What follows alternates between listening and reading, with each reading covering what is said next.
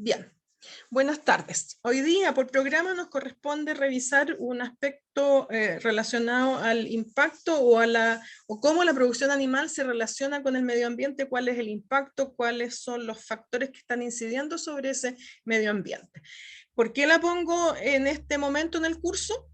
Porque ya han podido de alguna forma revisar los distintos sistemas productivos que en general son los más relevantes, los más importantes. Eso no quiere decir que eventualmente haya alguna otra cosa que quede pendiente de haber revisado. Es difícil poder acabar en su totalidad o cubrir en su totalidad todos y cuánto sistema productivo hay, sino que más bien pudimos hacerlo en relación a la importancia socioeconómica que estos sistemas productivos tienen a nivel nacional. Al tener eso también es más fácil de poder aquilatar tal vez el impacto que puede tener la producción animal sobre el medio ambiente. Temas que por lo demás son hoy día cada vez más actuales y de mayor preocupación, situación que a lo mejor no era tanto cuando empezábamos a tratar estos temas hace, no sé, 30 años atrás o 25 años atrás.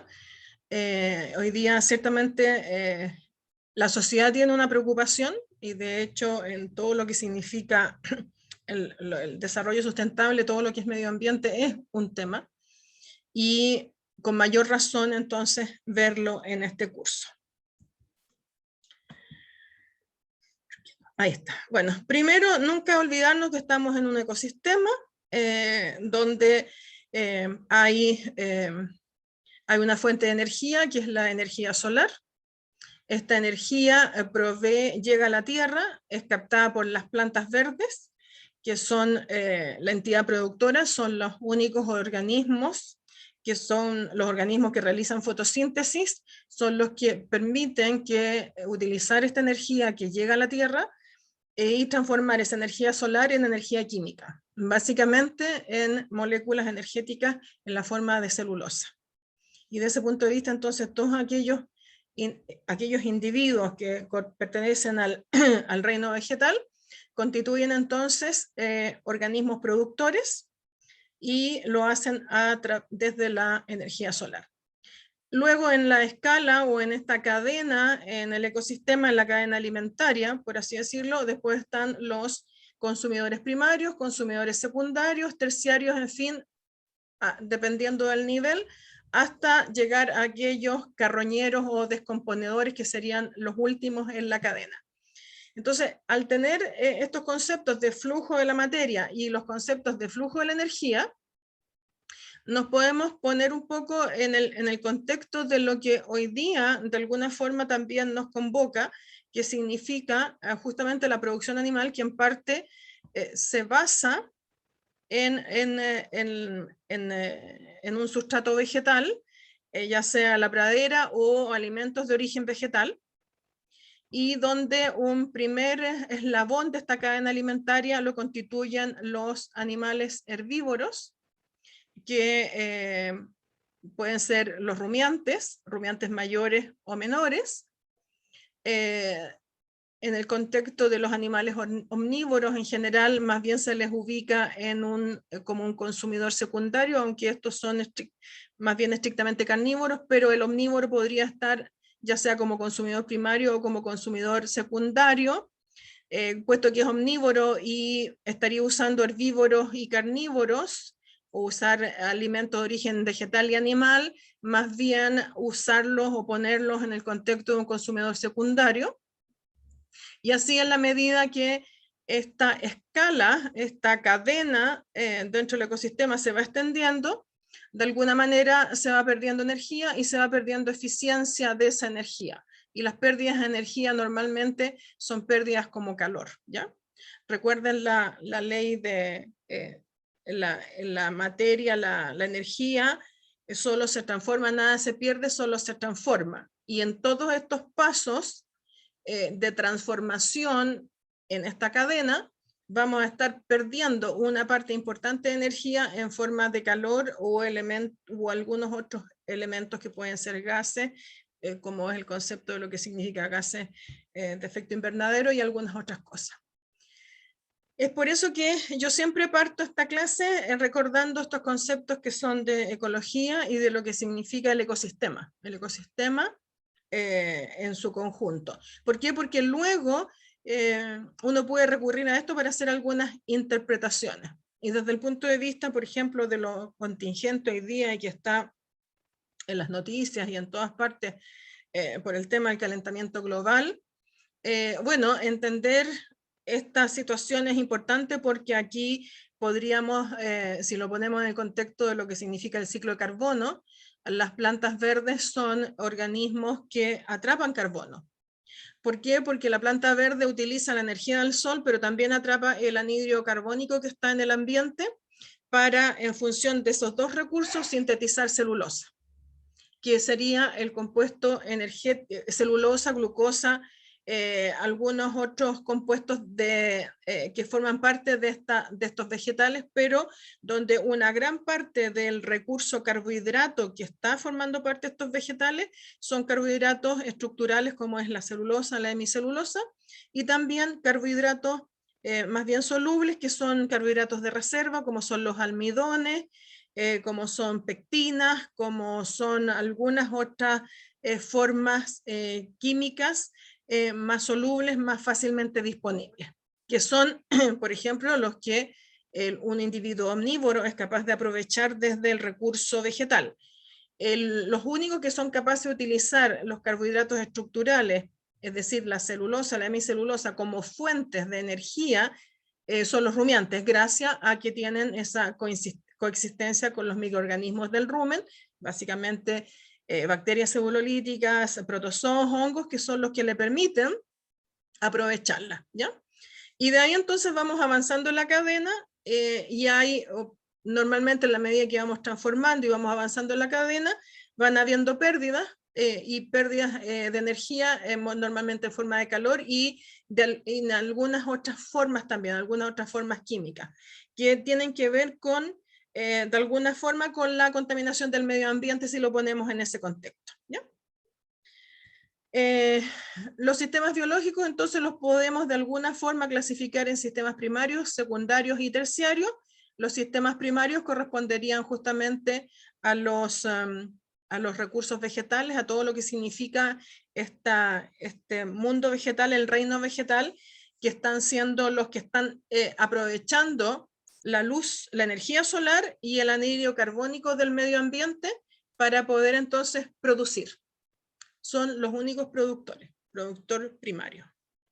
El sistema secundario ya se refiere más bien a los animales y los terciarios más bien a la categoría humana que aprovecha esos sistemas secundarios. Entonces, como en general, eso no significa que solamente en los secundarios estén los humanos, pero de alguna forma los humanos caben en esa escala, también lo están los individuos carnívoros y los omnívoros. Y todo lo que es terciario ya corresponde a animales carroñeros, a descomponedores, a detritívoros, en fin. Los que destruyen de alguna manera la materia orgánica a compuestos un poco más simples. Y de alguna forma ustedes ya han podido ver que en el contexto de los sistemas productivos, los consumidores primarios serían todos estos herbívoros, básicamente los herbívoros rumiantes, y los consumidores secundarios, aquí tendríamos por ejemplo a los cerdos, a las aves, que son individuos omnívoros, dándole un contexto, los peces también, ¿ya? Y eso nos da entonces una suerte de categorías D. Bueno, la biomasa obtenida como resultado de la fotosíntesis básicamente nos entregan, bueno, no solamente moléculas energéticas como son los carbohidratos y como los carbohidratos no fermentesibles o estructurales como es la celulosa y la hemicelulosa, sino que también nos permiten obtener proteínas y lípidos. Interesantemente, los vegetales pueden sintetizar lípidos a partir de compuestos carbohidratados, cosa que bueno, pueden hacer unas transformaciones que no creo que sea hoy día el momento de hacerlo, pero hay algunas vías metabólicas de los vegetales que son bien interesantes en ese sentido. Simplificando las cosas, Las vegetales hacen uso de la energía solar, son los productores primarios y en función de esa energía son capaces de sintetizar estos recursos y no solamente son carbohidratos, sino que también proteínas y lípidos. Bueno, la producción animal entonces va a estar representado de alguna manera por el sistema primario que está generando todos estos recursos en forma de alimentos de uno u otro tipo, ya sea como praderas o como algún otro recurso como granos de cereales u otros alimentos de origen vegetal. Y hacen uso de ellos en distintos tipos de animales, como se muestra aquí en la diapositiva, a esta vaca con su ternero, al cerdito, al pollo broiler, y estos individuos van a ser los que van a proveer entonces al sistema terciario, representado por de alguna manera por la población humana, sus alimentos. Ahora, en general, los distintos sistemas utilizan, por ejemplo, energía.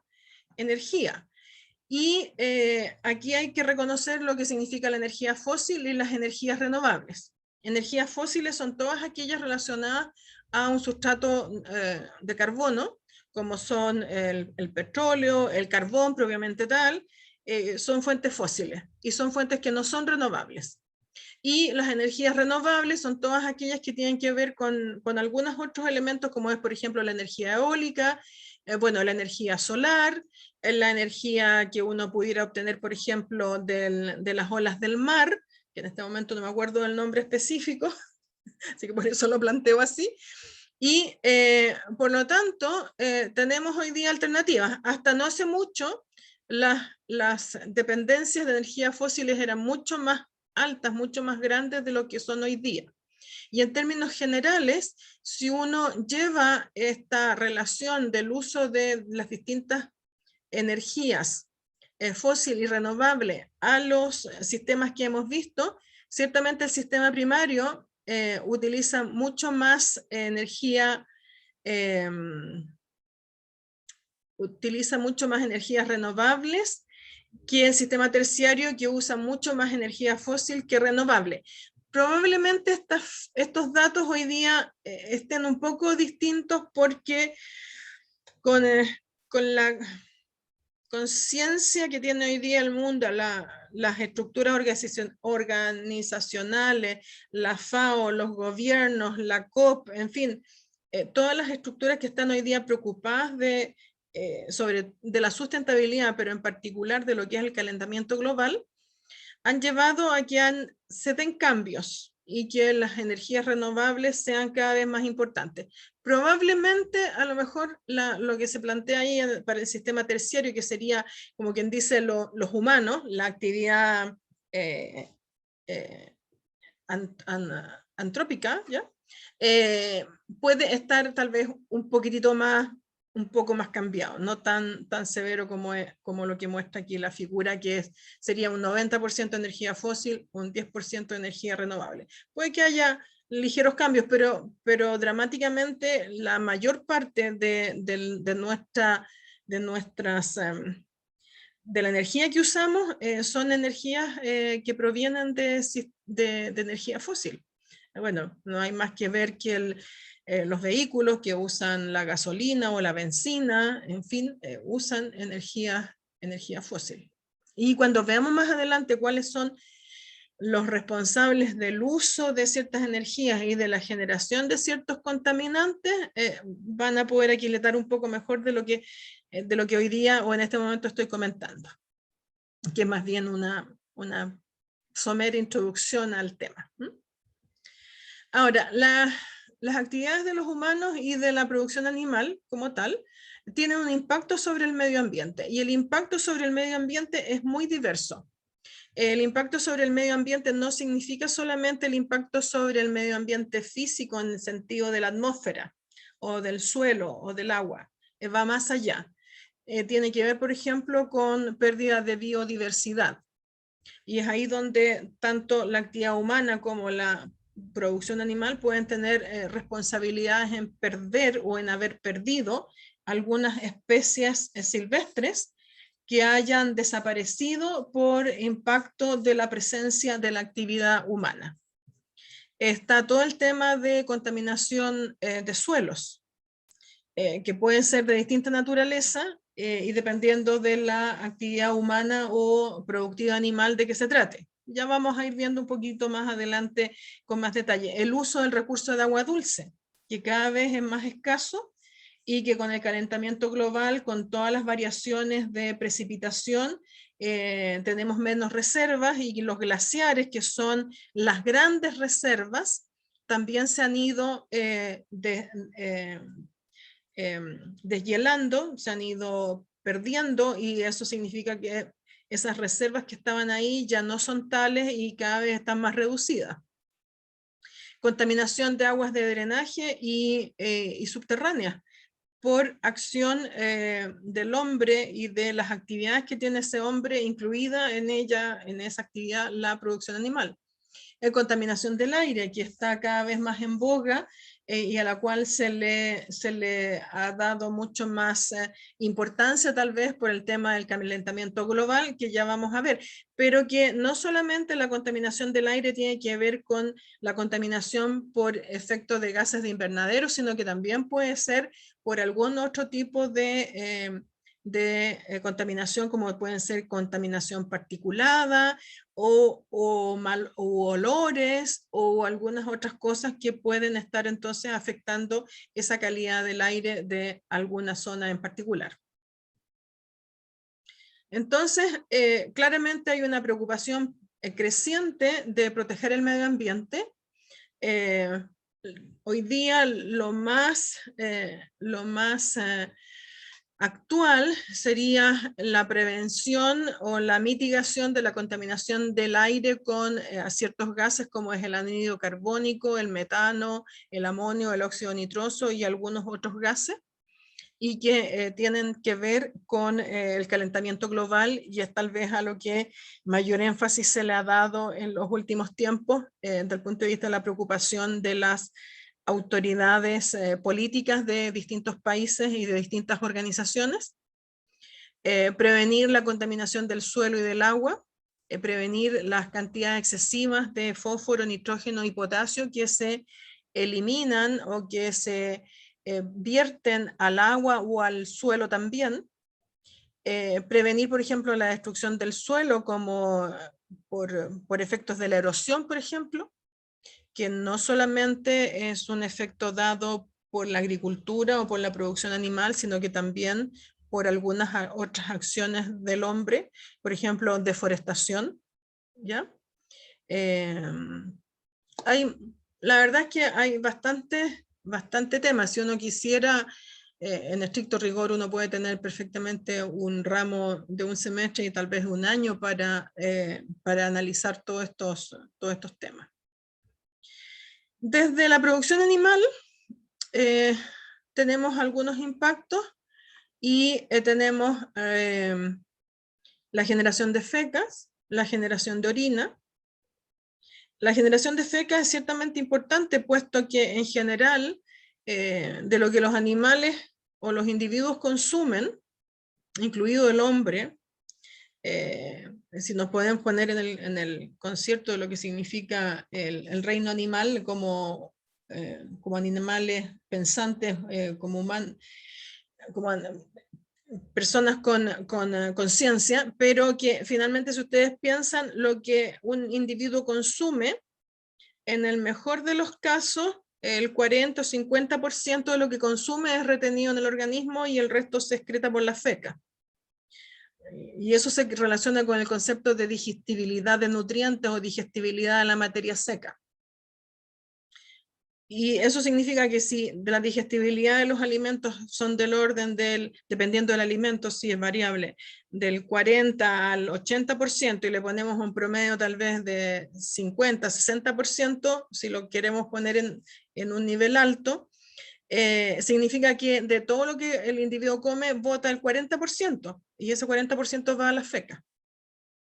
Entonces es un tema de contaminación. ¿Cómo manejar esos materiales? ¿Cómo distribuirlos? ¿Cómo prevenir que eso se elimine, por ejemplo, al agua o se vierta directamente al suelo? son cosas que son nuestra responsabilidad. Dependiendo del sistema productivo, fecas y orinas normalmente van en conjunto, y cuando nos referimos a fecas y orinas de los animales estamos y aguas que se utilizan para limpieza de fecas y orinas, en general se utiliza un término que ustedes van a encontrar con frecuencia en los textos o en la información, y se habla de purines, ¿ya? Y se refiere a esto, a las fecas y a la orina, a la mezcla de incluso de aguas de limpieza de fecas y orinas de sistemas productivos animales. También hay contaminación por gases respiratorios. Recuerden que cualquier individuo que respira consume oxígeno y elimina a la atmósfera anhídrido carbónico, algo de nitrógeno, en fin. Pero también hay eliminación de gases de fermentación, y esto básicamente de animales rumiantes o de animales que generan algún tipo de fermentación en el organismo.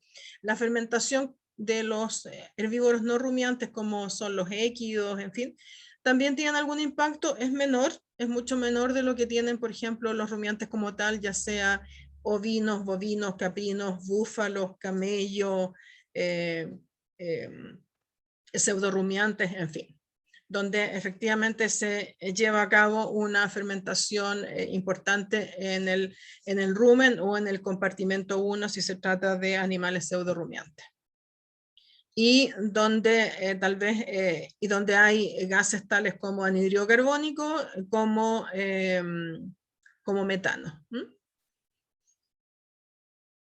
El efecto de la contaminación por las fecas, bueno, puede relacionarse con contaminación ya sea del suelo, del agua o del aire, porque dependiendo de cómo se manejen esas fecas pueden tener procesos que también tienen que ver con descomposición o fermentación, y por lo tanto las fecas como tal pueden contaminar el aire con algunos gases, y ahí todo lo que significa manejo y disposición de feca también tiene importancia en lo que significa la contribución a gases de efecto invernadero.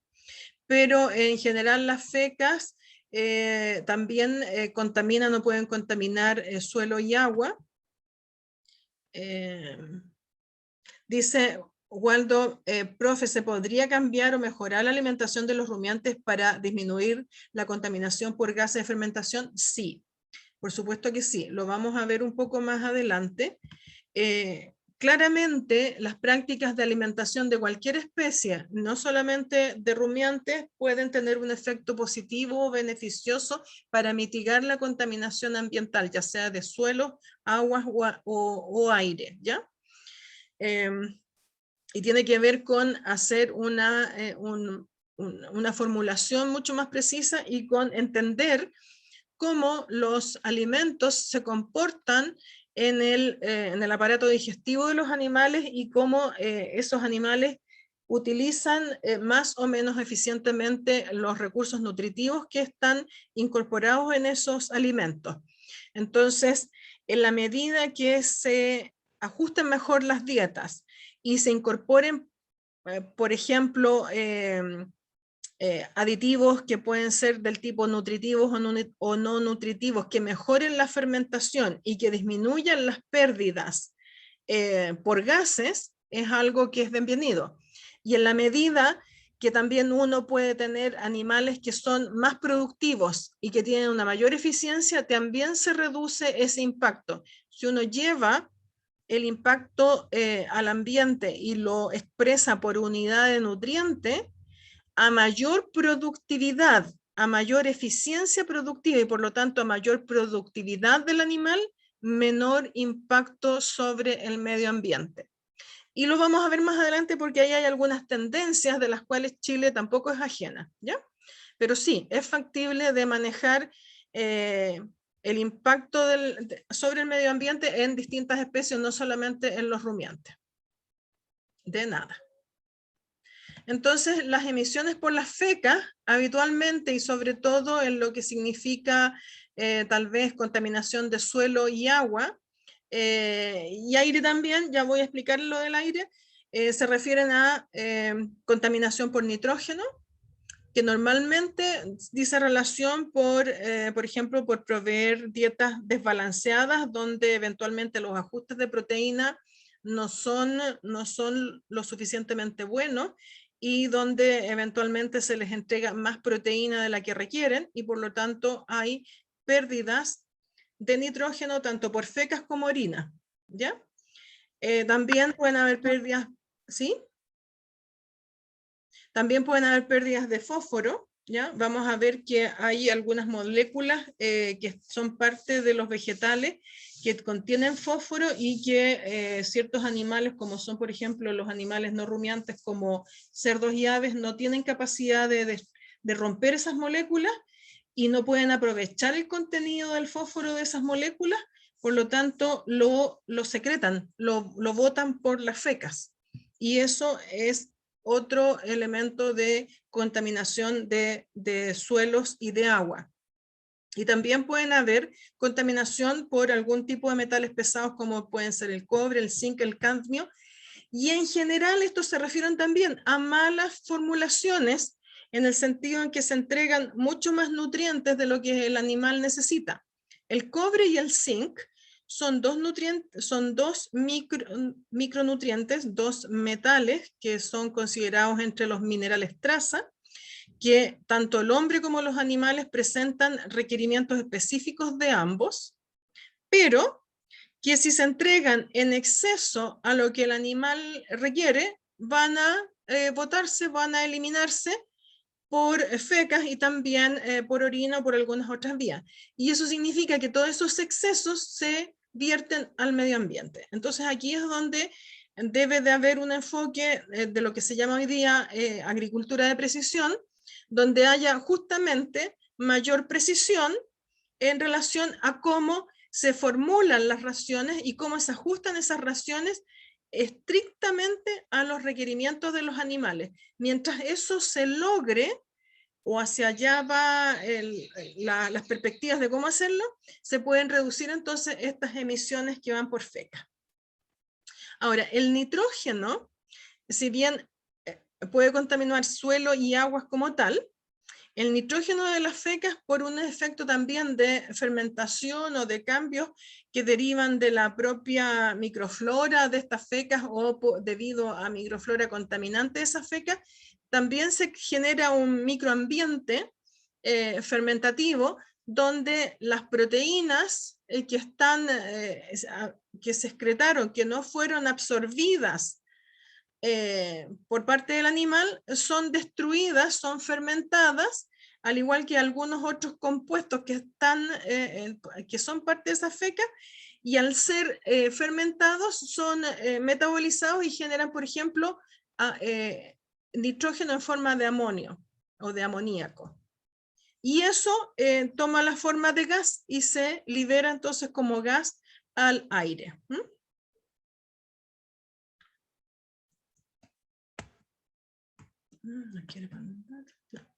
Ahí está. Bueno, aquí justamente hay una, hay una tabla. Es una tabla un poco vieja, pero igualmente creo que vale la pena presentarla. En la medida que hagamos algunos esfuerzos, esta tabla de composición puede mejorarse, es decir, ojalá estos números sean más bajos. ¿Por qué? Porque lo que presenta esta tabla es el contenido de materia seca en excretas animales, tanto su composición de cenizas, es decir, el equivalente a minerales, de fibra, es decir, contenido de celulosa, por ejemplo, y contenido de nitrógeno, de fósforo y de potasio. Y vemos entonces acá que el doctor Fontenot, a quien tuve la oportunidad de conocer en algún momento, y este es un trabajo que se presentó en Chile cuando él vino a una jornada a un congreso, que era el Congreso Latinoamericano de Producción Animal, que se realizó aquí en Santiago.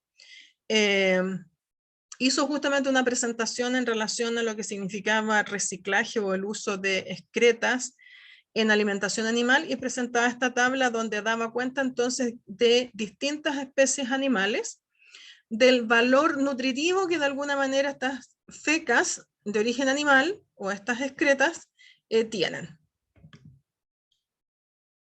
El contenido de cenizas A ver, cuando uno toma un alimento y hace un análisis en el laboratorio y quema o combustiona el alimento, lo que se combustiona y lo que se quema es la materia orgánica. Y el residuo que queda son lo que se denominan cenizas. ¿Y qué nutrientes están contenidos en las cenizas? Los minerales. Los minerales son materiales inorgánicos y al ser entonces combustionado el alimento, no desaparecen y quedan como un residuo y ese residuo se define como cenizas, ¿ya? Entonces, cada vez que ustedes vean el contenido de cenizas de un alimento, se va a estar refiriendo de manera macro al contenido de minerales de ese alimento. Entonces, ustedes pueden ver que aquí, en general, los contenidos de materia seca son relativamente bajos. Y claro, si uno piensa y hace una suerte de visión de lo que hay, por ejemplo, aquí abajo, fecas de cerdo, o excretas de bovino, esto es la parte baja de jaulas de ponedoras, todo esto que está aquí abajo son una pila de deyecciones de aves de postura, donde entonces la mayor parte de estos productos es agua. Y eso significa que las vacas lecheras que excretan este tipo de fecas, estas fecas tienen un 14% de materia seca, es decir, de sólidos, y todo lo restante, en promedio, es del orden de 85-86% agua.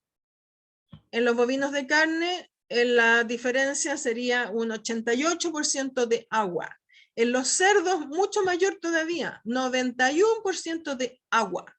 En los ovinos, un poco más bajo, los ovinos tienen unas fecas bastante más secas, son adaptaciones fisiológicas al medio ambiente de alguna manera, ellos son capaces de retener más agua, de captar un poco más agua a nivel del aparato gastrointestinal posterior, y por lo tanto se excretan unas fecas en forma como de bolitas, bastante más secas, pero igualmente tienen un contenido alto de agua. Solamente tienen un 26% de materia seca, por lo tanto tienen cerca de un 70-73% de humedad, es decir, de agua. Y lo referente, por ejemplo, a aves de postura, a pollos broiler o pavos, en general, el contenido de materia seca de esas fecas, de esas excretas, es del orden de un 26 a un 25%, es decir, el 74-75% restante también es agua. Y justamente esa condición tan húmeda favorece todos estos procesos eventualmente de fermentación si uno los deja, como quien dice, botados, sin mayor manejo. Y genera de alguna manera un microambiente que permite que los nutrientes que están en esto, que al final tampoco, si bien no son muchos, son lo suficientemente importantes, y que sus principales componentes serían nitrógeno, fósforo y potasio, ¿ya? Compuestos minerales de alguna manera, fósforo y potasio. Y dependiendo de la especie de la cual provengan, distintos tenores de fibra. Y cuando hablamos de fibra o pensamos en fibra, estamos pensando en celulosa, en hemicelulosa, ¿ya? Y ustedes pueden apreciar que en general, por ejemplo, cerdos, ponedoras, broiler y pavos, que son individuos no rumiantes, tienen excreciones relativamente importantes de nitrógeno. Aquí el cerdo tiene un 5,2% de pérdida en las fecas como nitrógeno. Las ponedoras, los pollos broiler, los pavos, entre 5 a prácticamente 5,4%. Son tenores relativamente altos, cosa que los rumiantes como las vacas lecheras o los bovinos de carne es mucho más bajo, 2,5, 3,2, ¿ya? Y si vamos al fósforo, que es lo que yo recién les comentaba, que hay unas moléculas en los alimentos de origen vegetal, que es una molécula es la molécula del ácido fítico, que los rumiantes tienen la posibilidad de romperla, de destruirla, porque tienen fitasas. La enzima que destruye el ácido fítico se llama fitasa, y como pueden romper esa molécula, pueden usar el fósforo que está dentro de la molécula y absorberlo.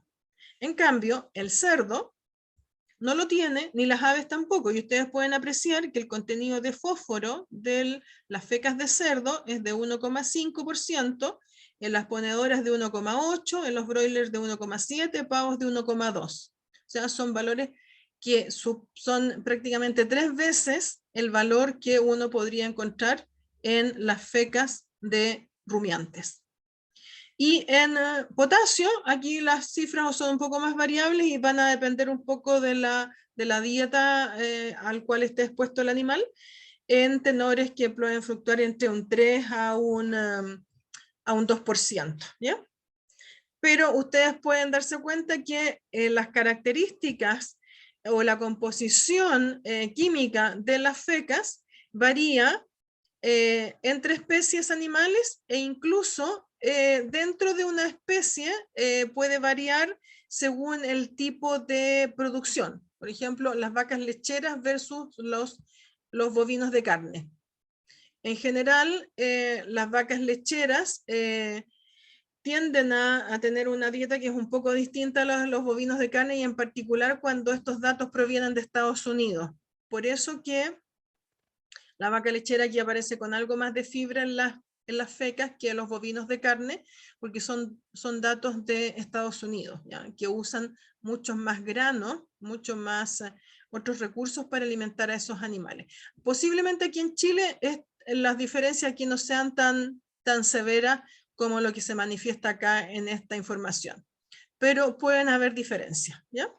Entonces no podemos pensar que porque se trata de fecas o de excretas, todas las fecas y las excretas de todas las especies animales son iguales. No, no es así. Hay diferencias por especie, incluso pueden haber diferencias según categorías de animales dentro de especies animales.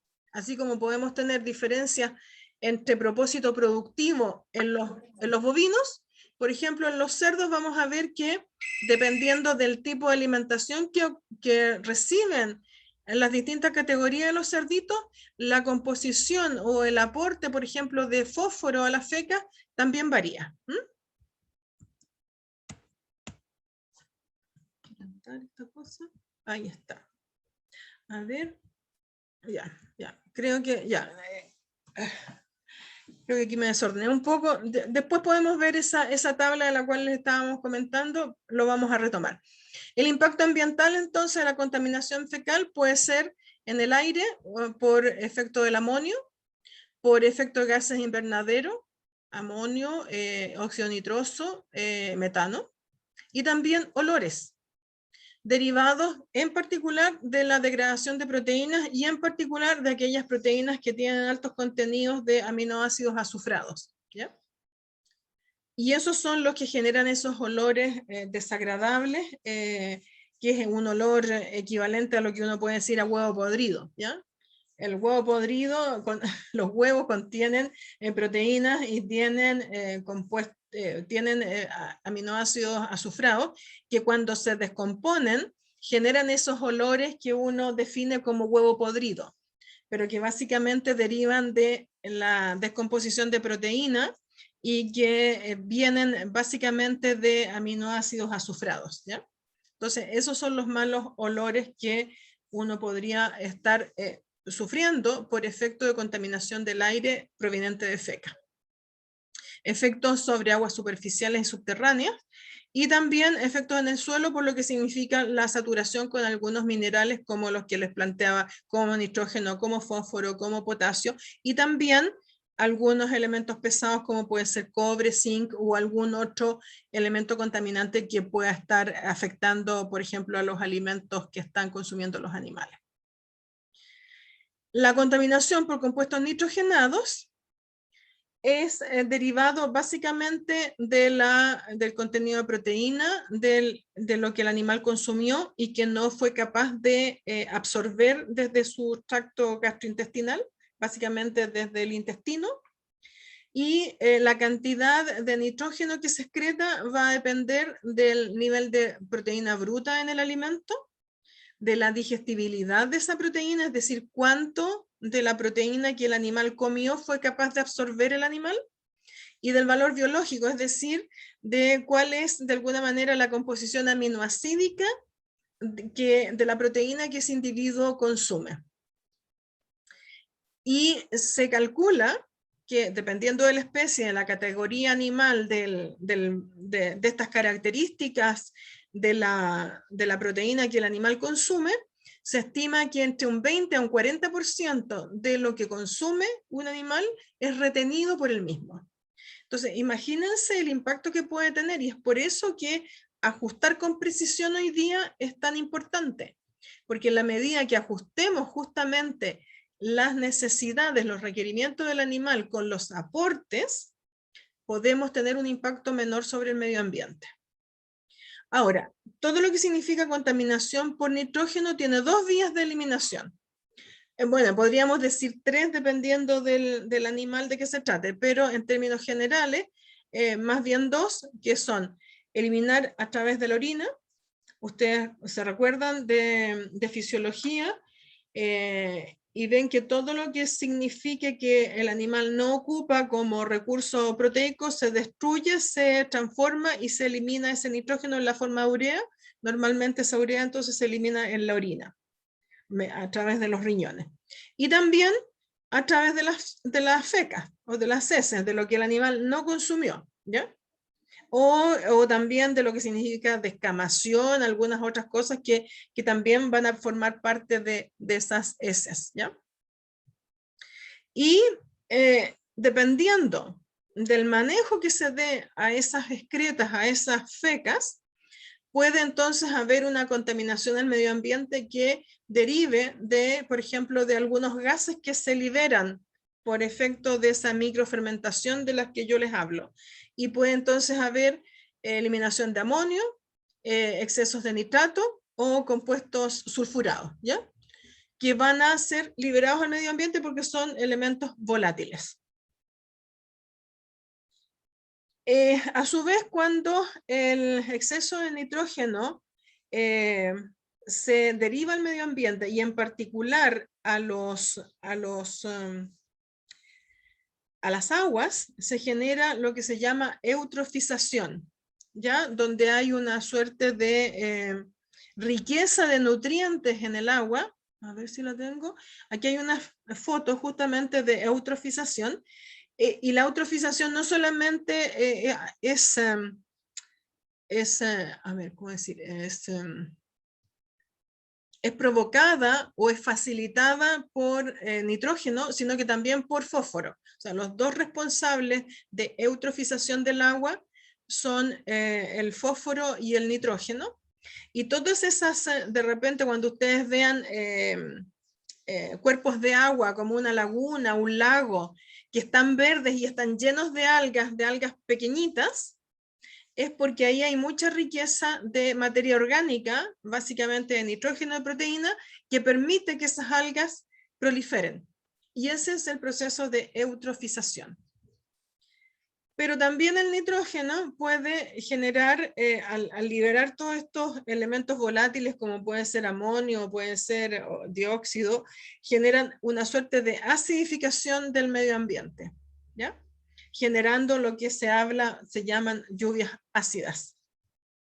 Ahora, cuando lo tenemos en el ambiente como tal, y si lo llevamos a un microambiente en un galpón donde eventualmente están alojados los animales, la generación, por ejemplo, de amonio y contaminación de amonio ambiental, donde, por ejemplo, en una unidad donde hay mala ventilación, ese amonio puede también tener efecto sobre los animales, generando irritación de mucosas, mucosas oculares, mucosa nasal, y que finalmente puede derivar o predisponer a esos individuos a cursar con problemas sanitarios, con enfermedades respiratorias en particular. Y ciertamente un animal enfermo, el que está cursando con cualquier tipo de problema sanitario, tiene una alteración en su productividad, cursa con enfermedad y, algo importante, se afecta su bienestar. Por lo tanto, todos estos excesos de nutrientes que se están eliminando al ambiente no solamente afectan el ambiente atmosférico, como decía, o las aguas o el suelo, sino que también pueden afectar el microambiente en el cual viven los animales y afectar al animal propiamente tal, y generar problemas de salud en los animales.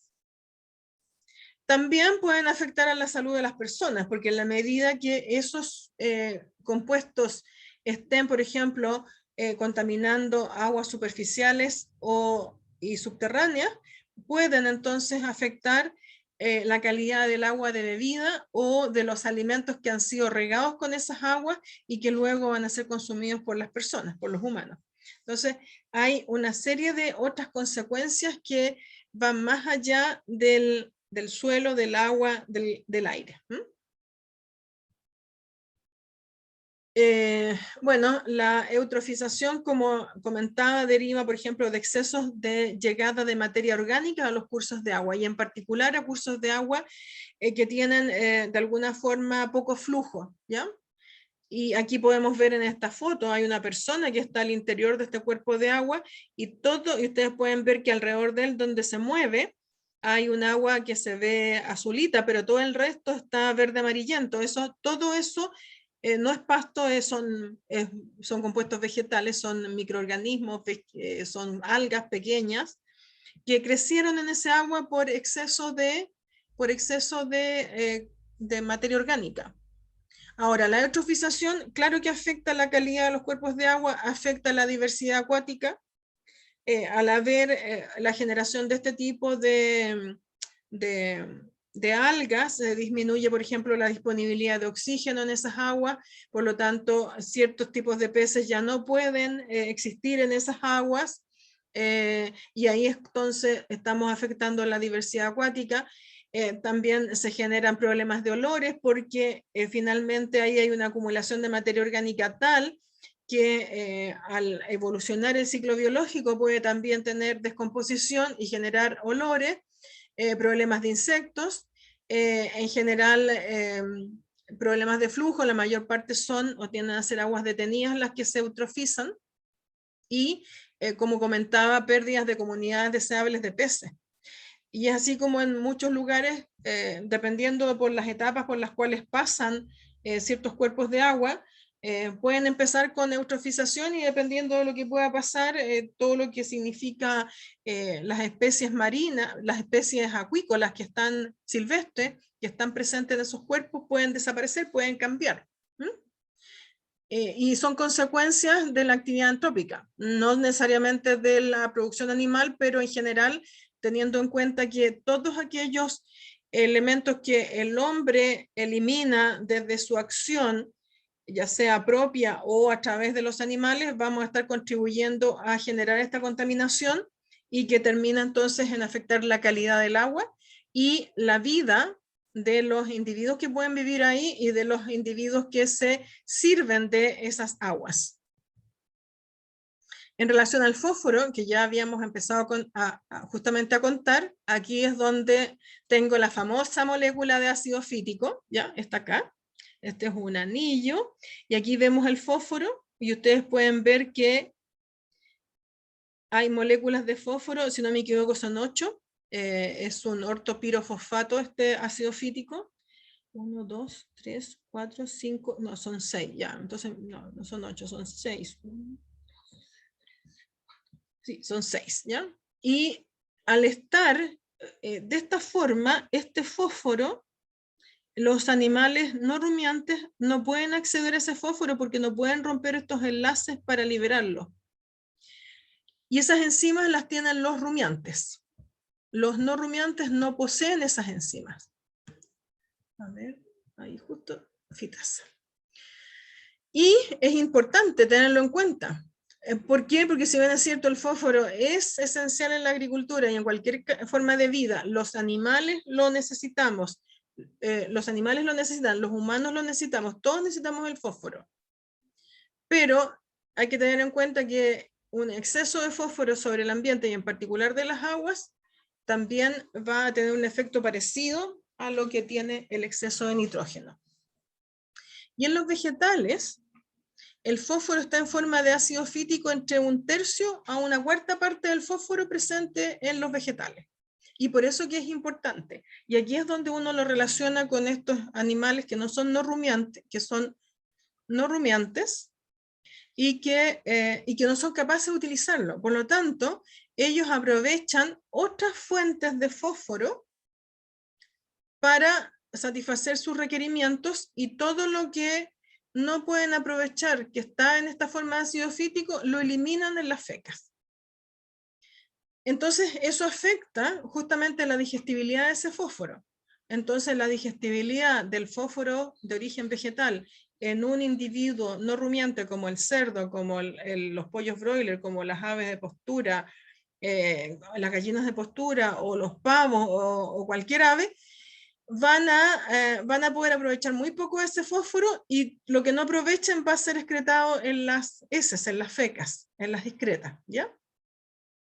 Entonces, hoy día, así como delante su compañero me preguntaba, ¿hay alguna manera de prevenir que, por ejemplo, los rumiantes produzcan más metano de lo que producen?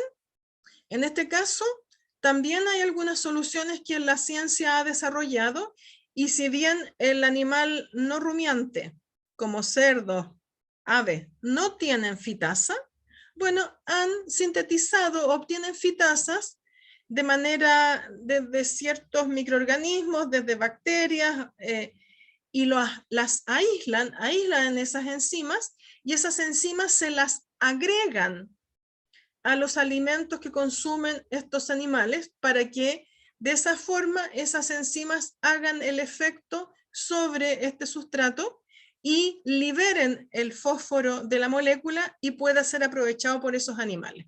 Entonces aquí tenemos una posibilidad tecnológica, que agregamos la enzima a la dieta, al alimento, para que haga el efecto y supla la ausencia de la enzima endógena del animal.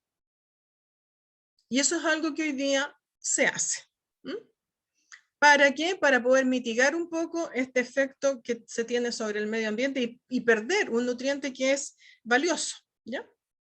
Ahora, en general, todo lo que significa el fósforo es algo parecido al efecto que tiene el nitrógeno, y básicamente se relaciona con excesos, por ejemplo, de fósforo en los suelos, y también contaminación de aguas subterráneas, y la contaminación de aguas, de cuerpos de agua, ya sea lagos, lagunas, en fin, donde ocurren estos procesos de eutrofización, y también de y la generación de lluvia ácida. Aquí podemos ver en esta tabla algo de lo que yo les comentaba adelante. Cuando los cerdos, en este caso se trata de cerdos, y se trata de cerdos en distintas condiciones fisiológicas y productivas.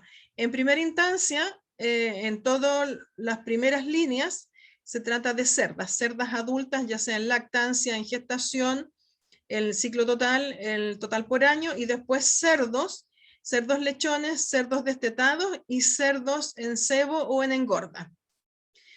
Y vemos que las retenciones, bueno, los consumos y las retenciones por parte de los animales ciertamente son distintos. Una hembra en lactancia consume 0,78 y retiene 0,35, es decir, un poco menos de la mitad.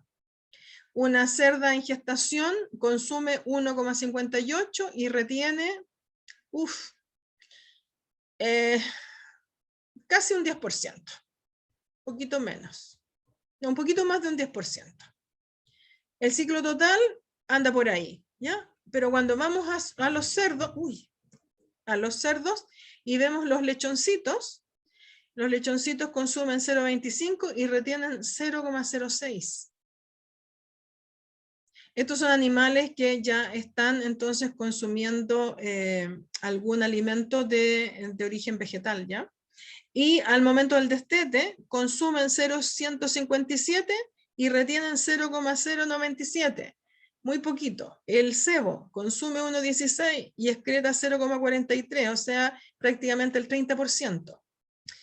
Con más precisión, Aquí tenemos después las excreciones identificadas como excreciones en heces, por orina, totales, y los porcentajes. Y podemos ver que dependiendo de la categoría del animal, y aquí es donde tenemos variaciones en el tipo de los alimentos, en los requerimientos, en las capacidades digestivas de los animales, vemos que en general los animales adultos excretan la mayor parte de lo que consumen. Miren, gestación excreta el 85%, lactancia un 55%. Es decir, las hembras en lactancia son más eficientes en usar ese fósforo.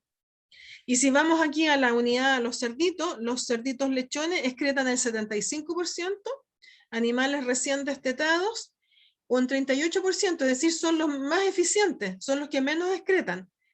Y posiblemente se relacione un poco porque tiene que ver con madurez digestiva y también con el tipo de alimentos que se usan en esa instancia.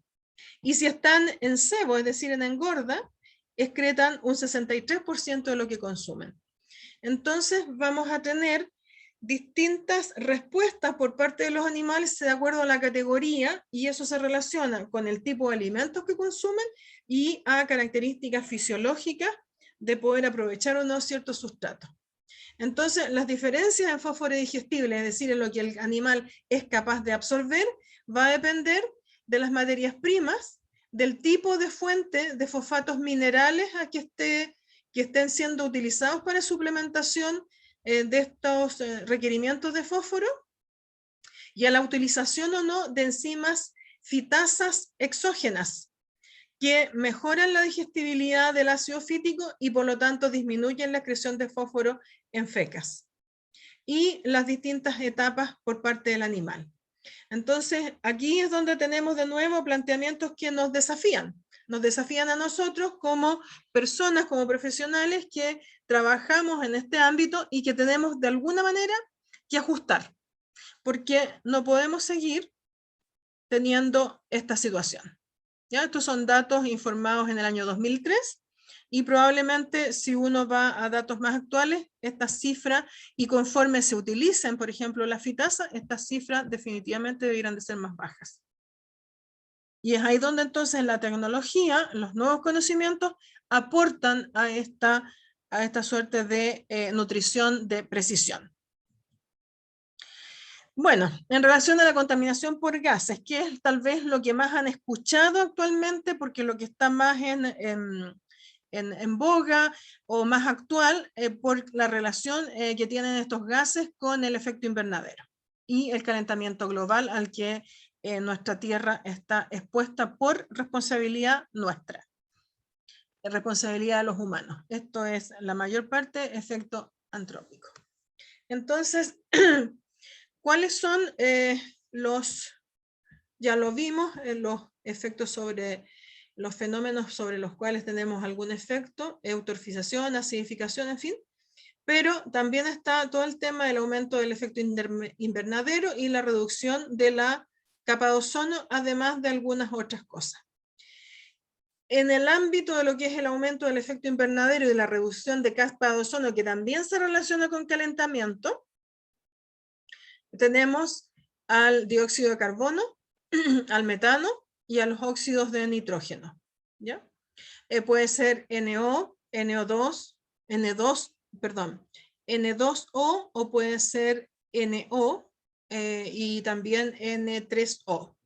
Hay distintas formas de óxidos de nitrógeno que van a estar siendo, están en la forma de gases y va contaminando los gases o el medio ambiente. En este caso, el medio ambiente atmosférico. ¿Ya? Bueno, en relación al efecto invernadero, sabemos que hay una capa que es la capa de ozono que de alguna manera retiene gases e impide que pasen ciertos rayos ultravioleta hacia la Tierra que también afectan el calentamiento de la Tierra. Entonces llega una cantidad definida de absorción solar que es absorbida por la Tierra y que calienta la Tierra y el mar. Una parte de esa energía escapa a la atmósfera y se pierde por radiación térmica, pero otra gran parte queda en la Tierra y esta es la que queda en la Tierra, que dependiendo de la cantidad de gases de invernadero, se recicla, por así decirlo, se contiene y de ese total solamente escapa una proporción. En la medida que el efecto invernadero sea mayor, la retención de esa energía va a conservarse en esta atmósfera y va a ser menos lo que se elimina.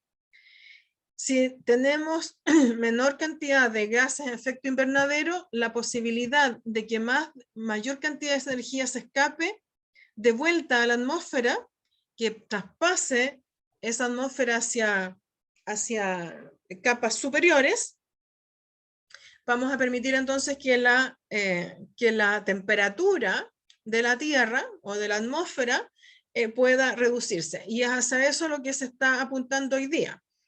En función de que ya hemos cometido errores como humanidad que no necesariamente tienen vuelta atrás y que dan cuenta de un calentamiento progresivo de la Tierra, busquemos la posibilidad de que ese incremento se detenga o por lo menos no tenga la velocidad de incremento que ha tenido hasta ahora. Es difícil retrotraer lo que eventualmente ya existe, pero sí podemos prevenir o atenuar lo que viene. Y de eso se trata, tratar de disminuir todos estos gases que están aquí, participando en la retención y calentando la atmósfera. ¿Por qué? Porque la cantidad que debiera de escapar debiera ser mayor. Entonces, hay distintos tipos de compuestos que están presentes en esta atmósfera, como es vapor de agua y nubes, como es dióxido de carbono, ay, me atoré, como es el dióxido de carbono, el metano, el ozono, que son parte de esta atmósfera. Y acá en esta tabla justamente se entregan los compuestos, la fórmula, H2O para el agua, CO2 para el dióxido de carbono, CH4 para el metano y O3 para el ozono. Y en la concentración en la cual están presentes en la atmósfera en la forma de partes por millón, pero acá para poder comprender un poco más fácilmente en términos porcentuales. Entre un 36 a un 72% puede estar siendo contribuido o entregado por parte del agua. El agua estaría entonces en esta atmósfera en un rango de un 36 a un 72%, el dióxido de carbono entre un 9 a un 26%, el metano entre un 4 a un 9%, y el ozono entre un 3 a un 7%. Y esto depende del área donde se realice la medición, puesto que a nivel del globo terráqueo y de la atmósfera que nos está rodeando, estamos en presencia de distintos climas, de distintas condiciones agroclimáticas que van a tener que ver entonces con que estas proporciones puedan estar variando dependiendo de dónde se hacen las evaluaciones. Desde el punto de vista del poder de calentamiento global que tienen estos gases, aquí justamente en esta tabla se entrega el efecto equivalente dióxido de carbono. Se toma al dióxido de carbono como referente y justamente en relación a ese gas es que se establecen las capacidades de calentamiento que tienen los otros gases que están en la atmósfera. Entonces, si al dióxido de carbono le damos un valor de 1, el metano calienta o tiene un poder de calentamiento 21 veces mayor que el dióxido de carbono. El óxido nitroso tiene un poder de calentamiento 310 veces mayor que el dióxido de carbono.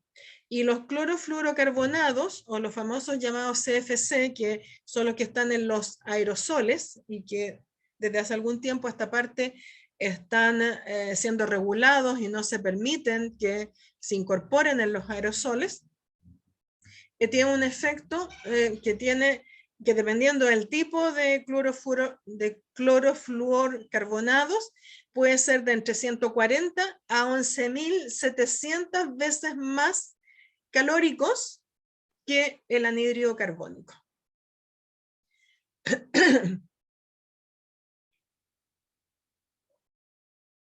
Ahora, la otra cosa que hay que tener en cuenta es que además de este efecto calórico, de este efecto de calentamiento, la vida media en años en la atmósfera es variable para todos estos compuestos. Y eso significa que el dióxido de carbono y el óxido nitroso, por ejemplo, tienen una vida media larguísima.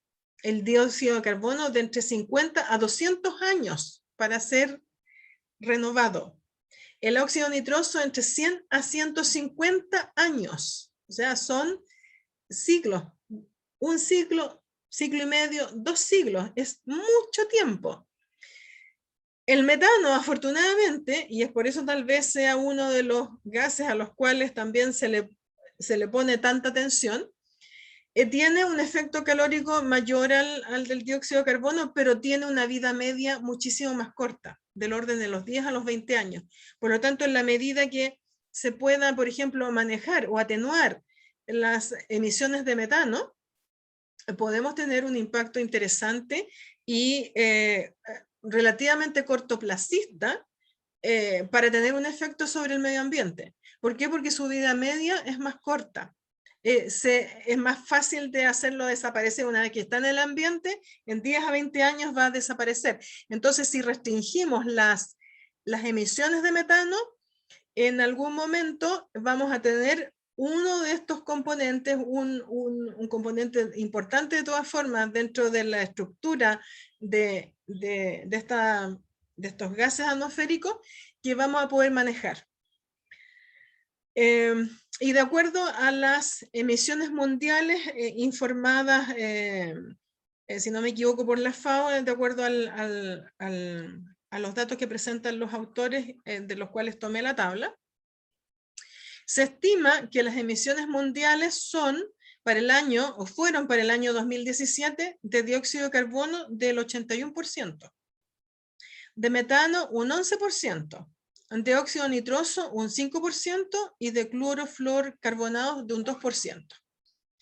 Entonces, miren el desafío que tenemos por delante. O sea, la cantidad de dióxido de carbono que se produce es altísima. O sea, la proporción de todos los gases es altísima y con una vida media tremendamente larga. Si bien el metano tiene un poder calórico mucho mayor que el dióxido de carbono, la proporción en la cual se produce no es tan alta, solamente del orden del 11%, y tiene afortunadamente una vida media corta.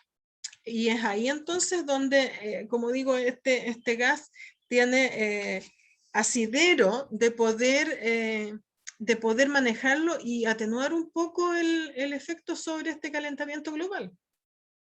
Y aquí hay cosas que ya se han hecho y que dan cuenta de que es factible mediante manipulación dietaria, mejora de productividad y mejora de la eficiencia productiva, de atenuar ese efecto de los animales rumiantes en parte, pero ojo, el metano no solamente es producido por los rumiantes, es producido por cultivos que utilizan, por ejemplo, agua, como es el arroz. Los cultivos de arroz generan importantes cantidades de metano. Los pantanos, todas las aguas pantanosas quietas donde se generan estos procesos fermentativos y donde se genera eutrofización y eso, también generan metano. Por lo tanto, cuando uno piensa, dice, los productores, los que son responsables de producir metano son solamente los rumiantes, no, en realidad no son solamente los rumiantes. ¿Ya? Y aquí vemos algunos de los gráficos en cómo se han ido comportando el dióxido de carbono. Prácticamente en 40 años, de 340 subió a 410 partes por millón. De 300 es prácticamente un 30%. 20 y tantos, 30% tal vez si mi cálculo no me... A ver, vamos a tomar la calculadora mejor. Si mi matemática no me falla, a ver, veamos. 100 de 340. Es como un tercio, sí. Es más, prácticamente son 100, un poquito menos de 100. Son 410 menos 340 igual dividido por 340. Es un 20, un 21% lo que aumentó el dióxido de carbono en los últimos 40 años. Y el óxido nitroso de 300 a 330, un poco menos. Por eso que las curvas son prácticamente iguales, pero ojo las escalas. Ojo con las escalas. Y estas son partes por millón y estas son partes por billón, o sea, mucho menos. ¿Ya? El metano, aquí vemos la curva del metano, que en los tempranos hasta prácticamente finales de los 90 iba muy, muy, muy acelerado, y ya a partir de los fines de los 90, 2000, como que lo estancan y después de nuevo vuelve a tener una elevación. Y también expresado como partes por billón.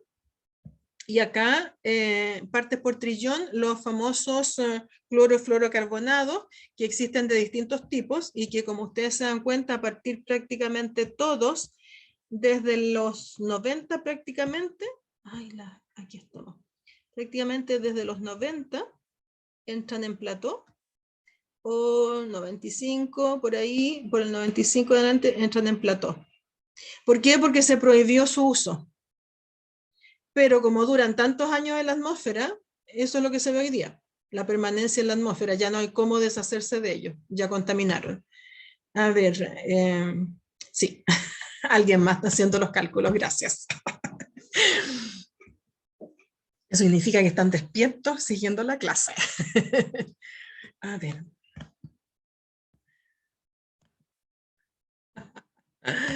Bien, a ver si pasa, no quiere pasar la diapositiva, así que voy a pegar aquí. Ah, ya, ok.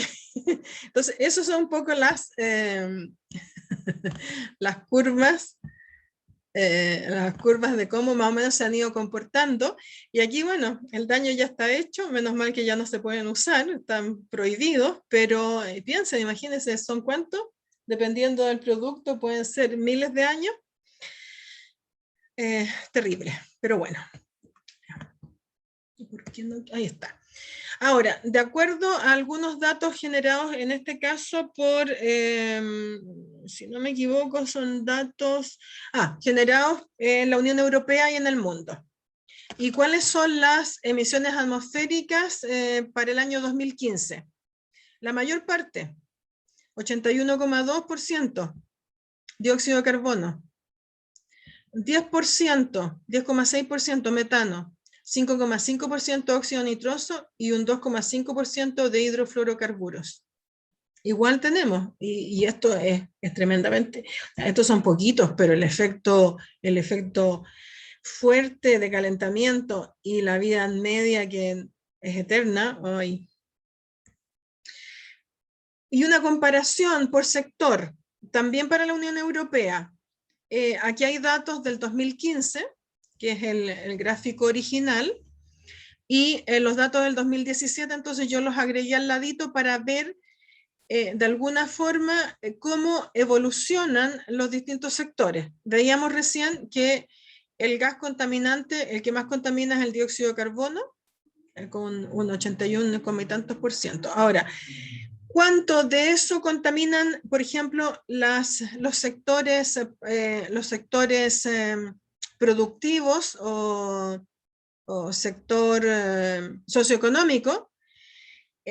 Para el 2015, en la Unión Europea, el 78% era generado por el sector de la energía, que en vez de bajar al 2017 subió a un 80,7%. En circunstancias que otros sectores han mejorado. Por ejemplo, procesos industriales y uso de productos en el año 2015 era un 8,7%, y en el 2017 mostró una leve baja, pero una baja a 7,82%. La agricultura, responsable más o menos de un 10% de los gases de efecto invernadero en el 2015 para Europa, que es bastante consistente con datos mundiales donde se dice que los gases de efecto invernadero por parte de la agricultura son más o menos de el 12, 14%, no está mal. Y fíjense, en 2 años el impacto de 10,1 baja a 8,72.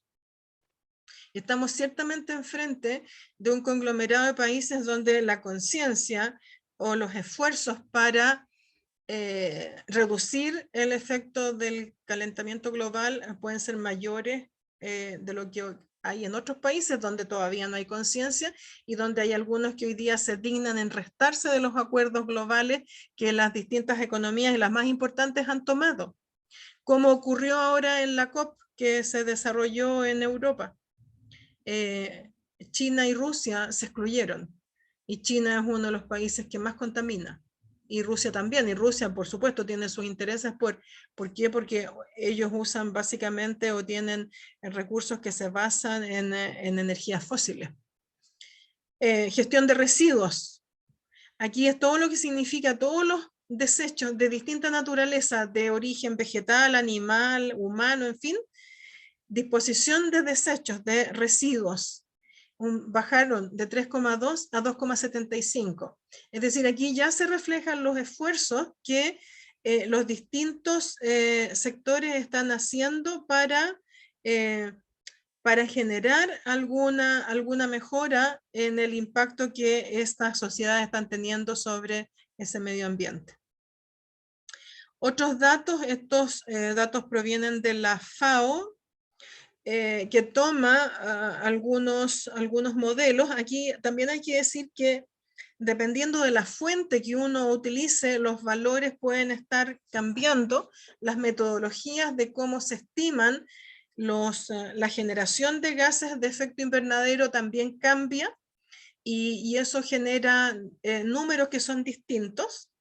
En este momento yo creo que lo más interesante es poder tomar como quien dice, el mensaje de cuáles son los efectos principales y más que a lo mejor pretender apuntar a cifras demasiado específicas, puesto que dependiendo con la metodología con la cual se iniciaron esos cálculos, metodologías que han ido cambiando y que van progresando desde el punto de vista de hacerlas más precisas para poder hacer mediciones más precisas y que ciertamente también cambian en los distintos lugares del mundo en donde se hacen. ¿Por qué? Porque los recursos tecnológicos y las capacidades tecnológicas son diferentes para poder lograr distintos tipos de información. Entonces, este modelo lo que hacía era producción regional, teniendo en cuenta el contenido proteico de esos productos. Y se da cuenta entonces que dependiendo de los lugares del mundo en el cual estamos, hay contribuciones a esa producción total de proteína, donde, a ver, ¿por dónde empezamos? Por el más grande, por Asia. Asia y sudeste asiático. Es el continente que mayor contribución hace a la producción de proteína. Y dependiendo del tipo de proteína, que están representadas acá en colores, ¿ya? El celeste sería carne de cerdo, proteína originada de carne de cerdo. El que tiene el color verde musgo, medio amarillito, representa a las aves, carne y huevos. Seguido entonces de carnes y huevos. Leche de vacuno poquito, casi parecido a carne de vacuno, muy poquito de carne y leche de búfala y prácticamente muy poquito también de carne de pequeños rumiantes. Pero si nos vamos a, ¿quién le sigue? Asia, después sigue Europa, no, América Latina. América Latina, que tiene otra estructura productiva, donde la producción de cerdos es mucho menor, donde hay mayor producción de huevos y de pollos, bastante carne de vacuno, también una proporción interesante de leche, y prácticamente muy poco de carne y leche de pequeños rumiantes y prácticamente nada de carne y leche de búfalas. Le sigue América del Norte con una estructura un poquitito parecida, un poco más balanceada tal vez, y le sigue 10,1, después Asia Meridional. ¿Ya? Y así vamos viendo entonces cómo la idea es mostrar de alguna forma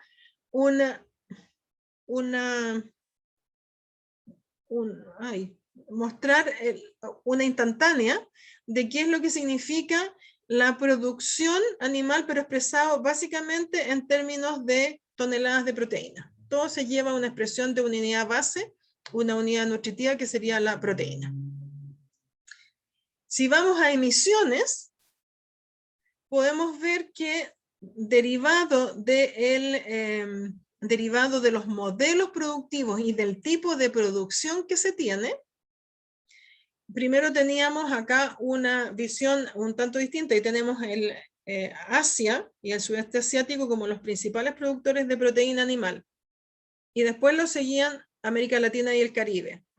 Pero cuando vamos acá a este modelo de evaluación de emisiones regionales, podemos ver que América Latina y el Caribe tienen el primer lugar. Y eso se deriva, ¿por qué? Se deriva del efecto que tienen los vacunos de carne, los bovinos de carne en los sistemas productivos de América Latina y el Caribe. Que si se fijan, la producción de carne es importante, pero cuando lo llevamos al impacto por emisiones, se lleva la torta. Se lleva la torta. Y si bien la leche tenía, ¿cuánto sería? Un 20% de la torta. Acá cuando vamos a los contaminantes, el efecto contaminante por parte, por ejemplo, de los bovinos lecheros es mucho menor. Y el efecto de cerdos y de aves y de pequeños rumiantes es también menor. Aquí lo que la lleva, como se dice vulgarmente, son los vacunos de carne, bovinos de carne contaminando. ¿Por qué piensan que en América Latina estos bovinos de carne pudieran tener este efecto contaminante tan importante? ¿De dónde viene? ¿De qué países? ¿Se acuerdan de las clases de producción bovina? ¿Cualquiera de las dos? Brasil, falta de tecnologías. Brasil, sí, Brasil, Argentina, pero fundamentalmente Brasil y también algunos otros países que tienen ganado de menor productividad, Paraguay, Colombia. En general, esos países tienen gran producción de carne, y en particular, bueno, ¿para qué decir? Brasil tiene una gran masa ganadera, pero gran parte de sus sistemas ganaderos se basan en ganado cebuino, que tiene una menor productividad y que se alimentan además probablemente de praderas de calidades relativamente menores.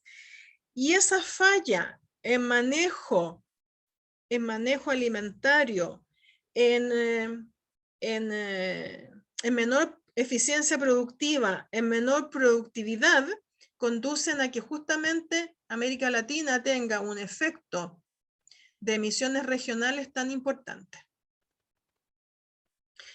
Y es por eso que manejar genética, manejar alimentación y mejorar eficiencia y productividad son tan importantes. Entonces, en muchos casos existen ideas románticas acerca de lo que pueden ser ciertos sistemas productivos.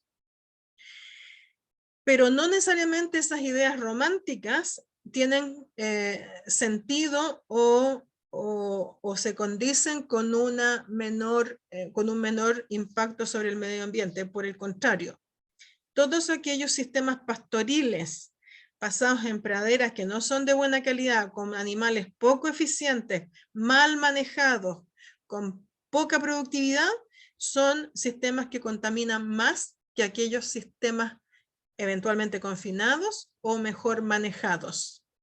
Entonces es por eso que las técnicas de producción animal son tan importantes y aquí se reflejan claramente en la situación de América Latina. Después viene justamente Asia Oriental, Asia Meridional, donde aquí hay una suerte de balances en cómo contaminan, donde también en Asia Oriental o Sudeste Asiático y en Asia Meridional los bovinos de carne ciertamente también tienen un impacto. ¿Por qué? Porque las técnicas de manejo, por los programas de manejo, el tipo de animales que se tienen, las tecnologías productivas, dan cuenta de sistemas menos eficientes. Y tiene, por ejemplo, mucho de búfalo. Fíjense que Asia Meridional tiene mucho búfalo. Y el búfalo, desde el punto de vista de progreso genético y de técnicas productivas y del ambiente sobre los cuales ellos se producen, son animales mucho menos productivos y que tienen un impacto sobre el medio ambiente mucho mayor. Si vamos a Europa, podemos ver que aquí hay una situación un poco más balanceada, ya sea Europa occidental o Europa oriental, donde las contribuciones son mucho más balanceadas y derivan de leche, de cerdos, de aves y un poco, bueno, de cerdos y de leche y menos en relación a, por ejemplo, lo que contribuyen los bovinos de carne. Pero si vamos a Estados Unidos, o América del Norte más bien, porque no solamente Estados Unidos, vemos que de nuevo los bovinos de carne se llevan prácticamente la mitad de la contribución al sistema, mientras que los bovinos de leche probablemente un poquito más de una cuarta parte, tal vez 30%, y el complemento dividido en partes casi iguales, cerdos y aves. Entonces, aquí uno puede darse de alguna manera cuenta de que esta contribución a las emisiones globales a nivel mundial son diferentes dependiendo de dónde se midan y de cuáles son los sistemas productivos que existen o que se dan en los distintos lugares y que dicen relación con especies, con razas, con tecnologías productivas, con productividad, con eficiencia, en fin. De manera que entonces cada lugar del mundo o cada área del mundo y cada país está contribuyendo con cosas que son distintas, con perfiles de contribución que son diferentes. Y por lo tanto, las recomendaciones, si bien pueden ser globales, uno debe de analizarlas localmente. Ay, ¿por qué no camina esta cosa? Se quedó parada. No sé qué le pasa. Ahí sí. Entonces, ocurren grandes diferencias en la intensidad de las emisiones entre productores, especialmente para productos de rumiantes, pero también para carne perdón, para carne y huevos, cerdos y pollo. Y las emisiones van a variar mucho entre productores, ¿ya? Las distintas condiciones agroecológicas, prácticas agrícolas y la gestión de la cadena de suministro explican esta heterogeneidad observada tanto dentro como a través de sistemas de producción. Entonces, es difícil poder generalizar. Tenemos demasiados factores que están interviniendo en el resultado final, que uno difícilmente puede decir, es este sector o este otro sector, porque cada sector tiene sus propias características y en cada país va a tener de alguna manera sus propias características. Bueno, justamente el 2013 la FAO trata de llevar estas emisiones globales a la base de unidades de nutrientes y en general se está tomando la proteína como base de nutrientes. Y aquí lo que se expresa en este gráfico son los promedios de contribución para distintos sectores. Para el sector de bovinos de carne, para el sector de bovinos de leche, de carne de pequeños rumiantes, de leche de pequeños rumiantes, de cerdos, de carne de pollo y de huevos de gallinas. Y vemos que definitivamente en términos del concepto, el grupo productor de bovinos de carne sería el grupo que tiene la mayor incidencia, la mayor contribución, pero también una dispersión muy grande. Miren las barras, estas son barras que tienen que ver con dispersión, ¿ya? Esta bloque de aquí significa la producción del 50% y esto de aquí a acá del 90%. Entonces las barras están muy dispersas. Si vamos a bovinos de carne, el promedio es mucho menor. Aquí el promedio en carne es de cerca de 300 kilos de anhídrido carbono por kilo de proteína. En cambio, en la leche es cerca de 70 kilos de carbono por kilo de proteína producida. Los pequeños rumiantes, el promedio es prácticamente 190 kilos de carbono por kilo de proteína producida. Los pequeños rumiantes para leche sería algo de 140 más o menos, si no me equivoco, 140 kilos de carbón, de CO2 equivalentes por kilo de carne producida, por kilo de proteína producida. Los cerdos, alrededor de 50, la carne de pollo un poco más abajo, cerca de 40, y los huevos un poco más abajo, tal vez 35. Entonces podemos ver que los animales no rumiantes como cerdos, pollos y aves de postura son los que contribuyen menos, seguido de la producción de leche bovina, y a su vez esta de la producción de leche de pequeños rumiantes, la carne de pequeños rumiantes y en último lugar, como los más contaminantes como grupo completo, la carne bovina. En este gráfico lo que se muestra es una forma de mostrar cómo la producción de leche ha mostrado un efecto negativo en relación a las emisiones de carbono. Y las barras en verde significa producción de leche en miles de kilos. Y en amarillo, el uso o el gasto, la contribución de anhídrido carbónico por cada kilo de esa proteína. Y vemos entonces que en la medida que hay mayor productividad, la contribución con carbono es mucho menor. Y en la medida que la productividad baja, la contribución con carbono es mucho mayor. Y es por eso que a eso el mundo tiene que apuntar. Y las distintas regiones tienen que apuntar a aumentar productividad, y al aumentar productividad también dice eficiencia.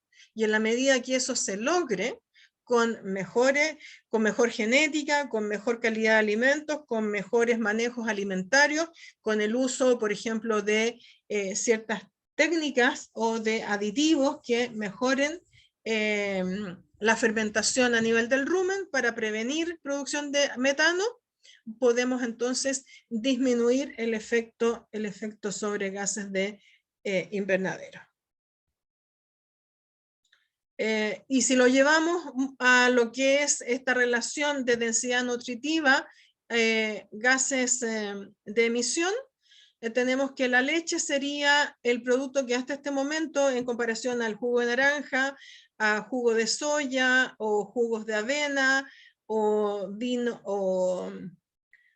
tinto o sodas o cerveza o agua mineral, sería el grupo productivo de alimentos que estaría entonces teniendo una mejor relación en contribuir con nutrientes por cada unidad de emisión de gas invernadero que se genere. Donde el jugo de naranja tiene la leche sería 0,54, el jugo de naranja 0,28, es decir, por cada 28 unidades, cada uso de emisión me genera menos nutrientes, sería 0,28, es prácticamente un 30%, un 20% menos que la leche. Entonces, otras son formas de mirar y de ver cómo se puede entonces evaluar el impacto que tienen los distintos sectores productivos, o el sector agrícola o el sector de producción animal, si se trata de ese en particular. Aquí este es un resultado, una tabla que saqué de un paper publicado en el Journal of Animal Science en el año 2020 por Capper y Cady, donde lo que hicieron fueron hacer toda una revisión y comparar el año 2007 versus el año 2017 para una serie de recursos que tienen que ver con recursos de producción, alimentos utilizados, hectáreas, fertilizantes nitrogenados, fósforo, potasio, herbicidas, insecticidas, el uso de energía fósil, de electricidad, agua, en fin, pérdidas ya sea de excreción de nitrógeno, excreción de fósforo, fecas, manure, fecas, y la generación de gases con efecto invernadero, metano, óxido nitroso, generación de gas invernadero, derivados de livestock, significa de ganado, ¿ya? Gases de efecto invernadero derivados de cultivos, ¿ya? Cultivos vegetales, cereales, maíz, trigo, soya, en fin. Gases efecto invernadero generados por la aplicación de fecas, gases de invernadero derivados del transporte o del uso de combustible fósil y las cantidades totales. Entonces, lo que hacen es, para cada una de esas cosas, calcular lo que se usó en el año 2007 y lo que se usó en el año 2017. Y lo representan como un porcentaje sobre 2007. Y vemos que en términos generales, lo que fue la producción entonces de leche corregida por energía vendida en Estados Unidos, en general presenta un aumento de eficiencia y una disminución del impacto que tiene este sector productivo sobre la generación de gases de efecto invernadero, una disminución del impacto de la excreción de nitrógeno, fósforo y fecas al ambiente, y en general también disminuciones en el uso y por lo tanto una mayor eficiencia en el uso de los recursos productivos. Y es hacia allá entonces donde la producción animal debe de ir. Y ellos calculan entonces que en términos generales el impacto del efecto de los gases con efecto invernadero se redujeron en un 19% por cada litro de leche producida entre el año 2017 y el 2007, que fue su referencia. Importante, es un avance de gran impacto, un 19% no es menor. Y por lo tanto hay cosas que son alcanzables, pero tienen que ver con tecnología, con manejo, con entender qué es lo que pasa en el animal, cómo podemos entonces manejar a esos animales. Esto es un poco lo mismo y hace una comparación, se hace una comparación aquí de lo que eran las características productivas de vacas lecheras en el año 1961, es decir, hace 50 años atrás, no, 60 años atrás, contra lo que aconteció hace 3 años atrás, 57 años, un lapso de 57 años. Y básicamente lo que aquí se demuestra es que las vacas producían, en términos generales, en promedio, 6,5 kilos de leche por día, y en el año 2018, 19,7 kilos por día. Con mucha mayor producción, si bien consumen más alimento, pero los requerimientos, la partición de la energía utilizada de una manera muy distinta. Las vacas que eran mucho menos productoras aquí en el año 61 usaban un 66% de la energía para mantenerse y solamente un 34% para producir. En cambio, las vacas del 2018 usan un 39% para mantención y un 61% para producción. ¿Por qué? Porque son animales más eficientes, genéticamente mejorados y donde también tenemos técnicas de alimentación que son mejores. Y es por eso que apuntar a mayor productividad tiene un efecto sobre el medio ambiente que impacta positivamente. Aquí vemos también la misma tendencia de lo que está aconteciendo en Australia, que el número de animales disminuya y la producción animal también aumente. En la medida que la producción de leche aumenta o la producción de los animales aumenta y el número de animales ha ido disminuyendo, significa que ha habido un aumento en la productividad. Y esa es una tendencia mundial que se da en Estados Unidos, que se da en Australia, que se da en Europa, que se da en Nueva Zelanda y que también se da en Chile. No sé si quieren parar un ratito, unos 10 minutos, para descansar un poco la garganta. Ya, entonces ahora veamos, hay algunas otras cosas que he llamado otros impactos medioambientales. Todo lo relacionado con el agua es un tema que no necesariamente siempre se considera. Como comentaba hoy día, lo más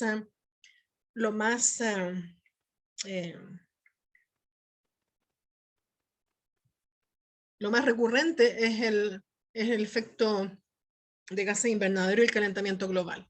Pero no nos podemos olvidar del agua. El agotamiento de los recursos de agua dulce es algo que debe de preocuparnos.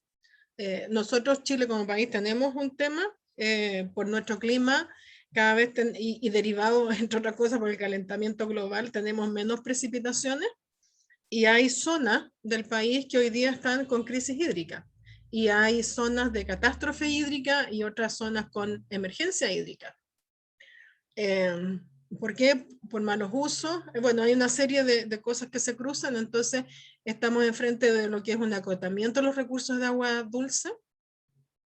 En gran parte del agua dulce que se extrae se utiliza en agricultura, otro tanto en industria, y un porcentaje un poco menor en el consumo urbano. Y las pérdidas son básicamente por usos ineficientes. Malos usos, por ejemplo, malas formas de regar. Hasta no hace mucho tiempo atrás, 20, 30 años atrás, los riegos eran por tendido, es decir, por inundación.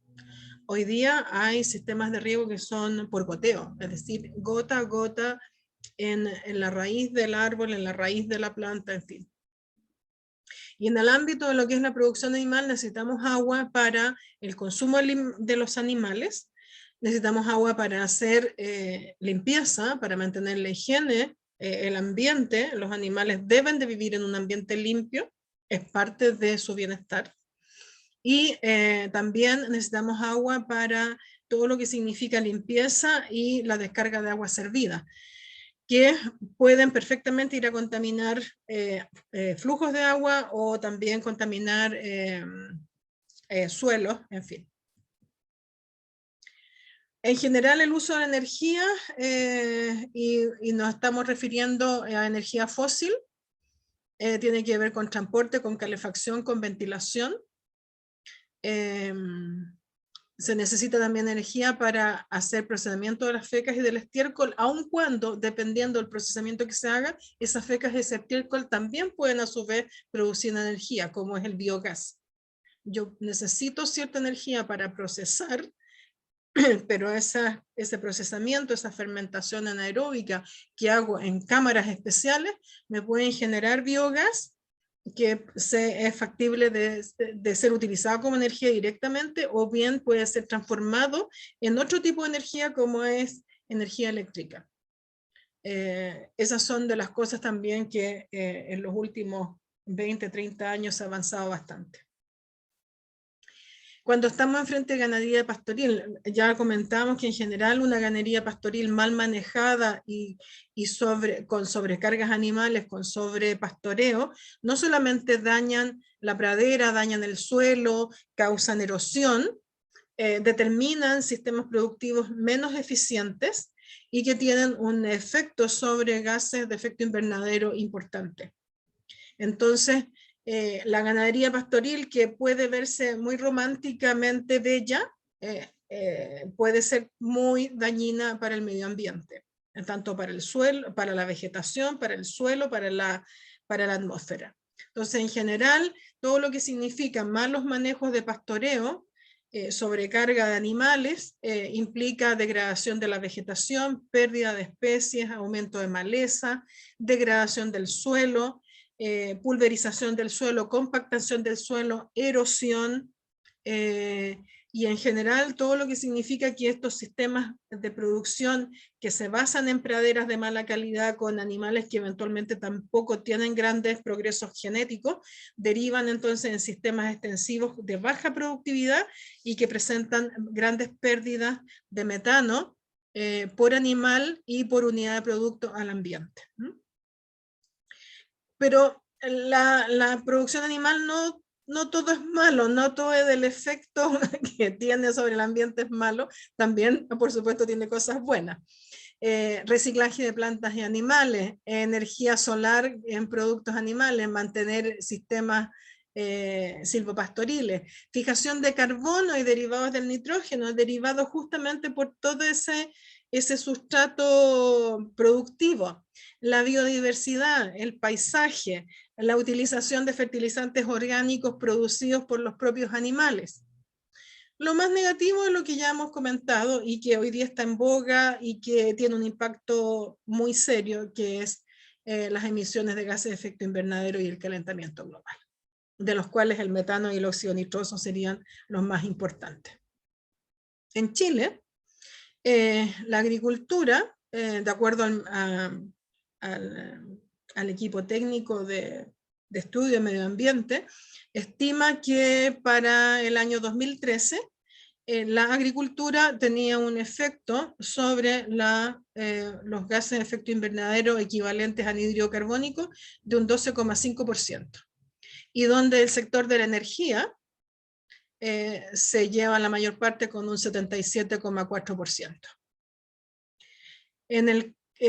Para cada uno de estos sectores, y en este caso emisiones totales por gas, lo que representan las emisiones totales por gas, las más importantes de nuevo es para el año 2013, es anhídrido carbónico, un 78,4%, seguido de metano, metano con un 10,7% en verde musgo, 10,7%, óxido nitroso 10% en el lila, y en azul gases fluorados, 0,9%. Entonces, la industria sería el sector que contribuye con la industria relacionada con la energía, es la que contribuye con más efectos de gases invernadero. De los distintos gases, el más importante y el que las lleva todas prácticamente es el anhídrido carbónico. La agricultura contribuye con cerca del 12,5%, y del perfil de gases, el 10,7% corresponden a metano.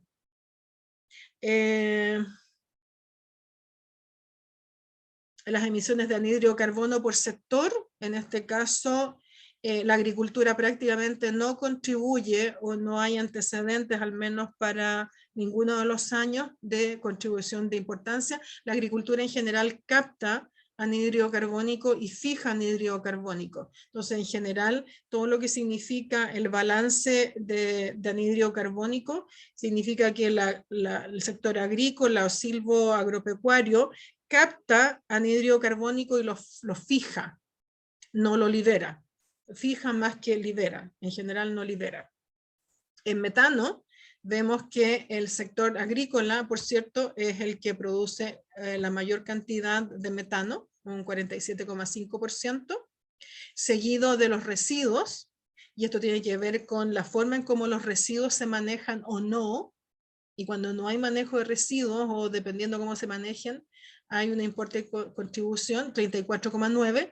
Ahora, si aquí estos residuos están bien manejados, yo podría aprovechar este metano en tener energía para, por ejemplo, para calentar agua o transformarla en electricidad, ¿ya? Y el sector energético produce 17,5% de metano.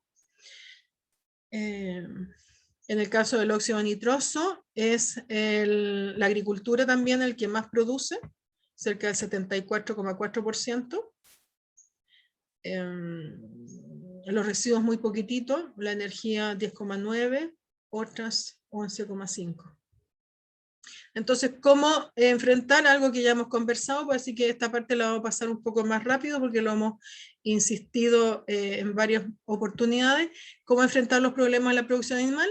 Por ejemplo, manejo dietario para disminuir la excreción en fecas y la emisión de gases, la utilización de prebióticos, probióticos, enzimas, en fin, de distintas técnicas que permiten modular las vías de fermentación en el rumen, si se trata, por ejemplo, de rumiantes, para disminuir entonces la producción de metano, cambios en las estrategias de alimentación, el uso de fitasas, por ejemplo, en animales no rumiantes para disminuir la excreción de fósforo, el uso de concentrados con tenores mayores de energía y menores cantidades de celulosa y por lo tanto menor generación de metano en el rumen en ese caso, mejorar la calidad de las dietas definitivamente.